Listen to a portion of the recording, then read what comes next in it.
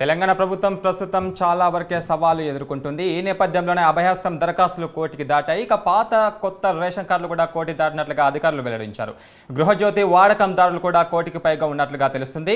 ఇక మహాలక్ష్మి సాయం కోసం ₹1,00,00,000 వరకు వచ్చించొచ్చని తెలుస్తుంది. ఇక రైతు భరోసా అంచనా కూడా కోటి ఉందచ్చని తెలుస్తుంది.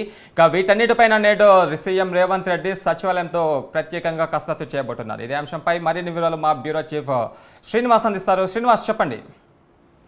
గురు, ఇప్పుడు కొత్త సర్కారుకు మరి కోటి సవాళ్ళుగా మనం చెప్పుకోవచ్చు. ఎందుకంటే మరి ప్రజాభవన్ ప్రజాపాలన దరఖాస్తులు స్వీకరించిన క్రమంలో సుమారు మరి 1,09,00,000 దరఖాస్తులు రావడం జరిగింది. దీంట్లో మరి అభయస్థం సంబంధించిన దరఖాస్తులు కూడా కోటి చేరుకున్నాయి. దీంట్లో పాత రేషన్ కొత్త రేషన్ కార్డులు కూడా కలిపి కోటి దరఖాస్తులు ఉన్నాయి. అలాగే ఇక మరి గృహజ్యోతికి సంబంధించిన వాడకందారులు కూడా ఇప్పుడు 1,00,00,000 మంది ఉన్నట్టు తెలుస్తుంది. ఓవరాల్ గా మరి ఈ కోటి కష్టాలు అయితే ప్రభుత్వానికి ప్రతి పథకానికి 1,00,00,000 మంది లబ్ధిదారులు ఇప్పుడు ఆశావాహులు ఉండడం చూడొచ్చు. అలాగే మహాలక్ష్మికి సంబంధించి కూడా మరి 1,00,00,000 దరఖాస్తులు ఉన్నాయి. అలాగే భరోసా రైతు భరోసాకు సంబంధించి కూడా 1,00,00,000 దరఖాస్తులు ఉండడంతో సీఎం రేవంత్ రెడ్డి ఇప్పటికే మరి వీటన్నిటి పరిష్కారం కోసము సచివాలయంలో మరి సమీక్ష సమావేశాలు నిర్వహిస్తున్నారు. ఇక మరి ఏదైతే 100 రోజుల్లో 6 గ్యారెంటీలు అమలు చేస్తామని మరి అధికారంలోకి వచ్చిన తర్వాత ఇక తీసుకున్న దరఖాస్తులు అన్నింటినీ కూడా మరి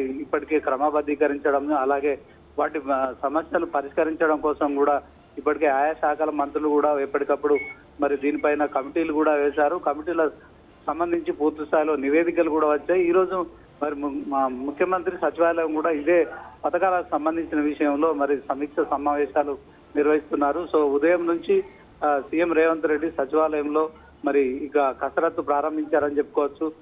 ఇవన్నీ కూడా ప్రతి పథకానికి సంబంధించి కోటి దరఖాస్తులు ఉండడంతో మరి సర్కార్కి కోటి కష్టాలుగా మనం చెప్పుకోవచ్చు, కోటి తిప్పలుగా కూడా మనం అభివర్ణించవచ్చు. మరి కోటి దరఖాస్తుల నేపథ్యంలో మరి సర్కార్ వీటన్నిటిని ఎలా అధిగమించుకుంటూ వెళ్తుందనేది మాత్రం చూడాల్సి ఉంటుంది. గురు అయితే శ్రీనివాస్, తెలంగాణ కాంగ్రెస్ పార్టీ చెప్పినట్లుగా ఎన్నికల వేళ 6 గ్యారెంటీలకు హామీ ఇచ్చింది. అయితే 100 రోజుల్లో పూర్తి చేస్తామని కూడా తెలిపింది కదా.